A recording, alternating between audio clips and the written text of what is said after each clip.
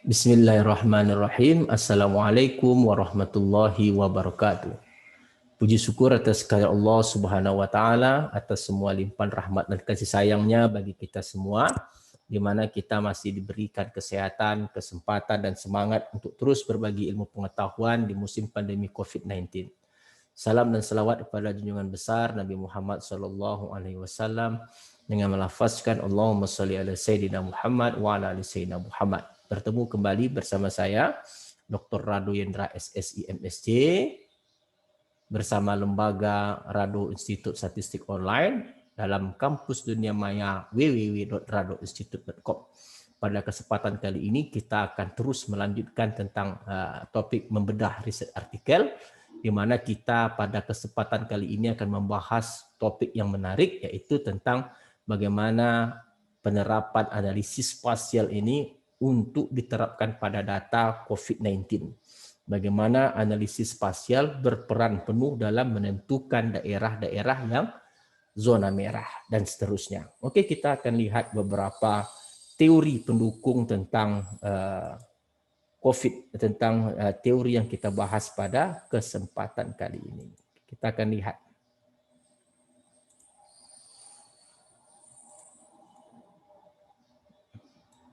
Nah, di beberapa riset artikel, ternyata pemanfaatan spatial analisis ini telah dilakukan di beberapa negara sebagai suatu pemikiran ilmiah untuk menentukan daerah-daerah rawan atau daerah-daerah yang jumlah positif COVID-19 itu adalah dapat ditentukan secara akademik, secara ilmiah melalui spatial analisis. Nah, kalau disebut spatial analisis, tentu isunya adalah menghasilkan peta penderita positif COVID-19 itu di suatu kawasan tertentu. Oke, kita akan lihat di beberapa riset artikel seperti di Portugal, dia menggunakan istilah geostatistikal. Nah, geostatistikal itu artinya adalah hampir sama dengan spatial analisis, menghasilkan suatu pemetaan. Juga kita lihat pada riset Annals Epidemiology ini juga menggunakan spatial analisis terhadap data COVID di United States, dan di riset yang ini juga kita lihat bagaimana di Iran juga akan digunakan spatial analisis untuk menyelidiki penyebaran COVID-19. Nah, ketiga-tiga riset artikel ini isunya sama, menghasilkan suatu pemetaan, tetapi dengan teori-teori yang berbeda. Ya, teori berbeda tak masalah karena banyak isu-isu spatial analisis yang bisa digunakan. Nah, pada kesempatan kali ini kita akan menggunakan teknik spatial analisis untuk memetakan jumlah pasien COVID-19 ini, positif COVID-19 ini di Kota Pekanbaru. Kita akan lihat bagaimana daerah yang rawan itu dapat ditemukan di daerah Pekanbaru, di mana yang dimaksudkan daerah rawan itu adalah daerah-daerah penyumbang terbesar dari pasien COVID-19, positif COVID-19.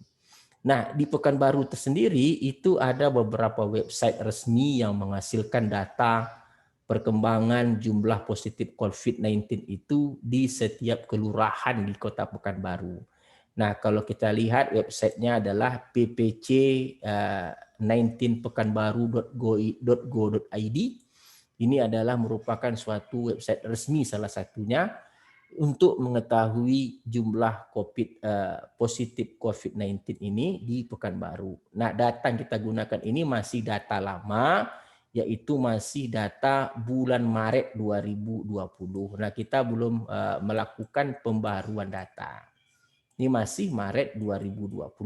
Oke, kita gunakan masih Maret 2020. Tapi walau bagaimanapun untuk melakukan pembaruan itu sangat mudah sekali dengan teori-teori yang telah kita pahami.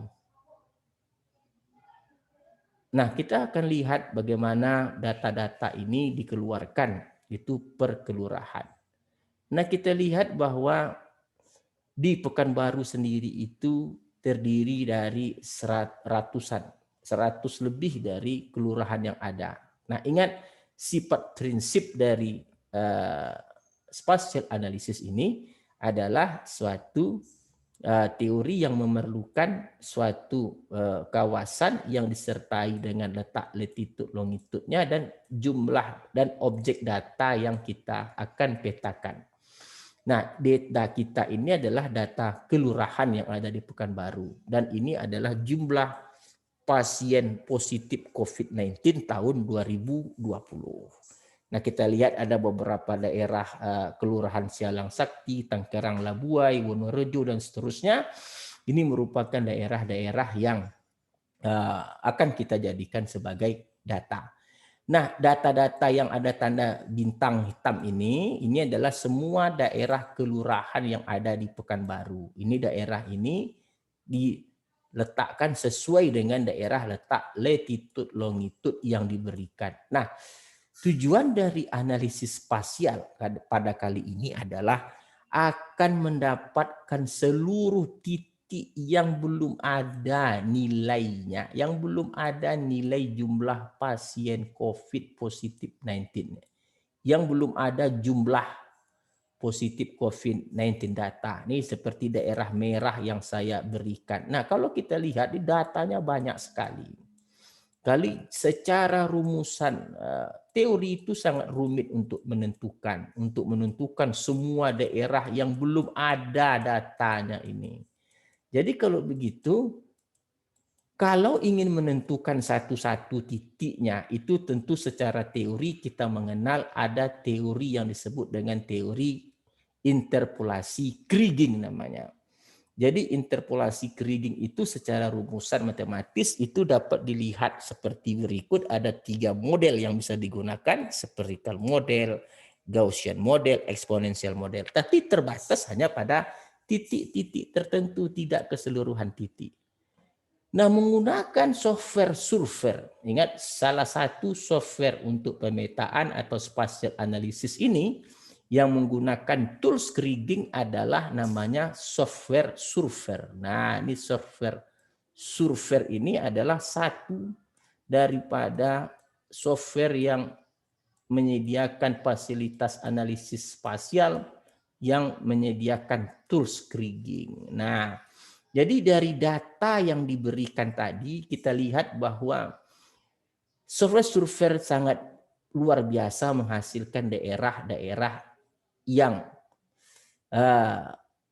tergantung kepada jumlah pasien COVID. Jadi semakin merah itu semakin tinggi daerah positif COVID-19-nya.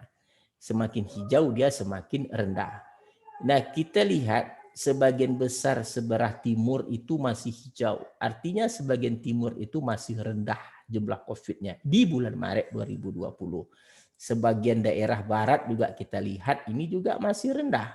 Tetapi sebagian besar di daerah sebagian selatan itu kita lihat itu daerahnya itu sudah warna merah. Ini daerah-daerah yang diketahui banyak menyumbang jumlah positif COVID-19. Inilah daerah yang banyak menyumbang itu. Nah, oleh sebab itu kita tentu sudah berpuas hati gitu untuk melihat hasil riset yang kita lakukan.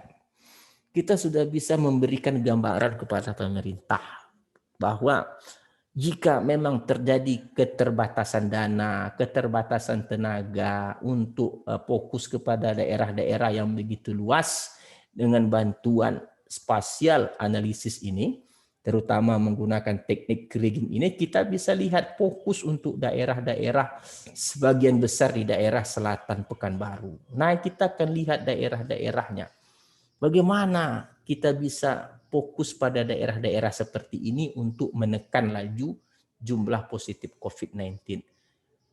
Nah, tentu ada pertanyaan dari Pemda, dari yang ingin menggunakan teori ini. Bisakah kita melihat seperti apa betul karakteristik daerah-daerah yang warna merah dan warna hijau tersebut gitu? Tentu kita akan menghubungkan dengan titik dengan GPS atau dari Google Maps itu sendiri. Jadi beberapa titik yang merah. Jadi kalau kita lihat ini adalah titik merah tadi saya ambil secara acak titik-titik yang di warna merah. Lalu saya tandakan koordinatnya, nih, dan koordinat titik merah yang saya anggap yang sangat rawan tadi.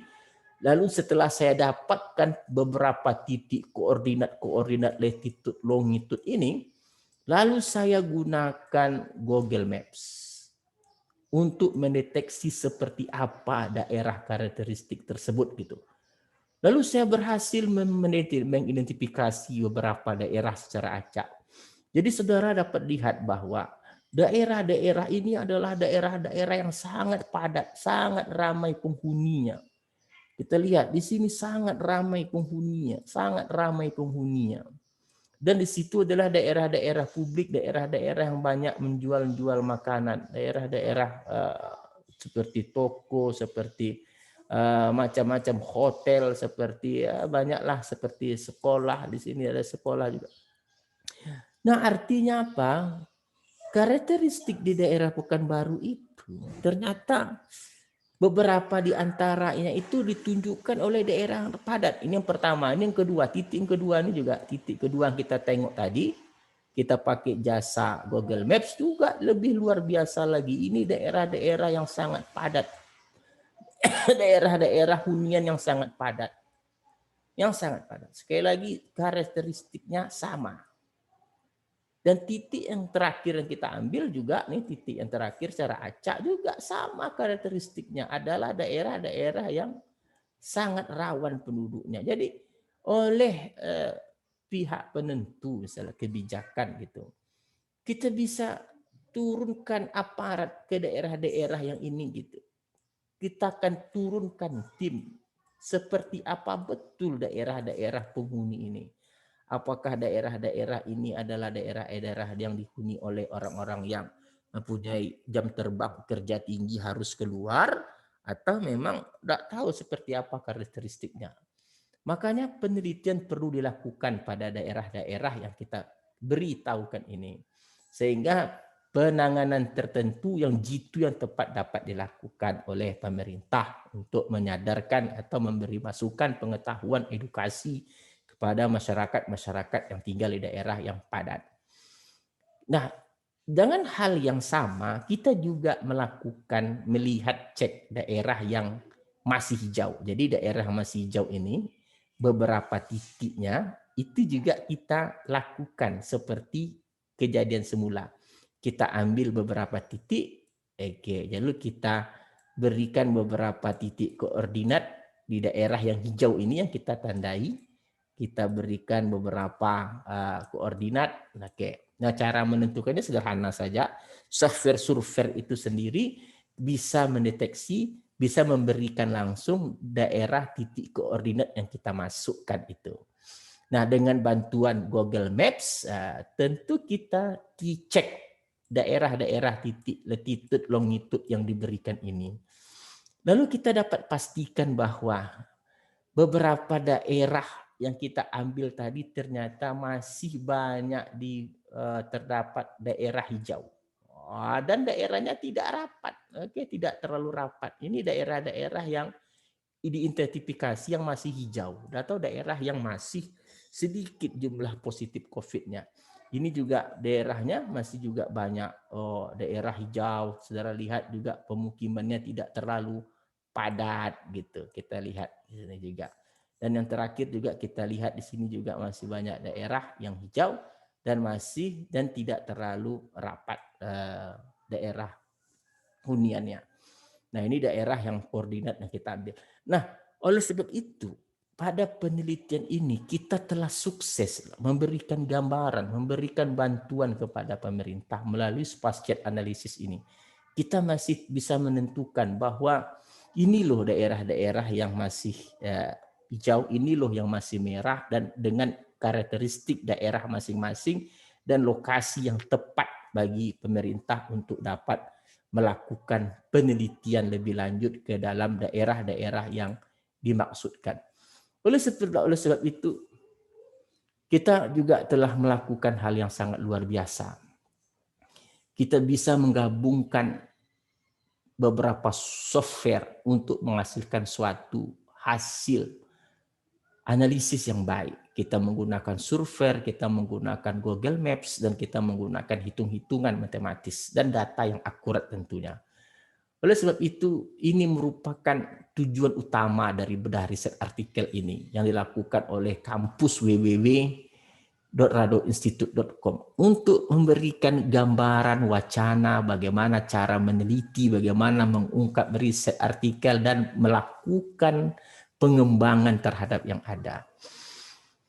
Kita telah melakukan 2 riset tentang spatial analysis menggunakan survei, tetapi survei sendiri belum kita bahas. Kita tunggu waktu yang tepat untuk melakukan praktikum survei itu sendiri.